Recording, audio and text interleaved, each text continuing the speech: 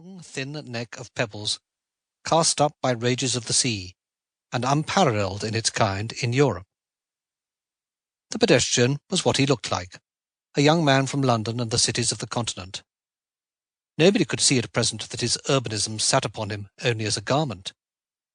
He was just recollecting with something of self-reproach that a whole 3 years and 8 months had flown since he paid his last visit to his father at this lonely rock of his birthplace, the intervening time having been spent amid many contrasting societies, peoples, manners, and scenes.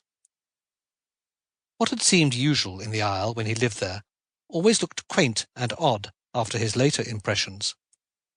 More than ever the spot seemed what it was said once to have been, the ancient Vindilia Island, and the home of the slingers. The towering rock, the houses above houses, one man's doorstep rising behind his neighbour's chimney, the gardens hung up by one edge to the sky, the vegetables growing on apparently almost vertical plains. The unity of the whole island as a solid and single block of limestone 4 miles long were no longer familiar and commonplace ideas. All now stood dazzlingly unique and white against the tinted sea, and the sun flashed on infinitely stratified walls of oolite, the melancholy ruins of cancelled cycles, with a distinctiveness that called the eyes to it as strongly as any spectacle he had beheld afar. After a laborious clamber, he reached the top, and walked along the plateau towards the eastern village. The time being about 2 o'clock, in the middle of the summer season, the road was glaring and dusty, and drawing near to his father's house, he sat down in the sun. He stretched out his hand upon the rock beside him. It felt warm. That was the island's personal temperature when in its afternoon sleep, as now. He listened and heard sounds. Whir, whir, saw, saw, saw. Those were the island's snores, the noises of the quarrymen and stone sawyers. Opposite to the spot on which he sat was a roomy cottage or homestead. Like the island, it was all of stone, not only in walls, but in window frames, roof, chimneys, fence, stile, pigsty, and stable, almost door. He remembered who had used to live there, and probably lived there now. The Carew family, the roan mare Carews, as they were called to distinguish them from other branches of the same pedigree, there being but 6 Christian and surnames in the whole island.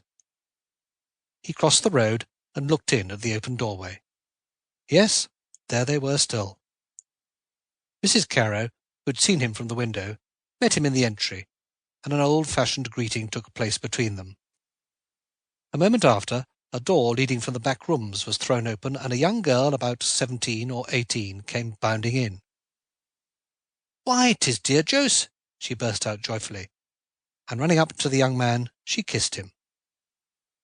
The demonstration was sweet enough from the owner of such an affectionate pair of bright hazel eyes and brown tresses of hair, but it was so sudden, so unexpected by a man fresh from towns, that he winced for a moment quite involuntarily, and there was some constraint in the manner in which he returned her kiss and said, "My pretty little Avis, how do you do after so long?" For a few seconds her impulsive innocence hardly noticed his start of surprise, but Mrs. Carew, the girl's mother, had observed it instantly. With a pained flush she turned to her daughter. "Avis, my dear Avis, why, what are you doing? Don't you know that you've grown up to be a woman since Jocelyn, Mr. Pearson, was last down here? Of course you mustn't do now as you used to do 3 or 4 years ago." The awkwardness which had arisen was hardly removed by Pearson's assurance that he quite expected her to keep up the practice of her childhood, followed by several minutes of conversation on general subjects.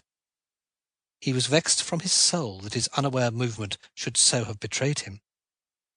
At his leaving, he repeated that if Avis regarded him otherwise than as she used to do, he would never forgive her. But though they parted good friends, her regret at the incident was visible in her face. Jocelyn passed out into the road and onward to his father's house hard by. The mother and daughter were left alone.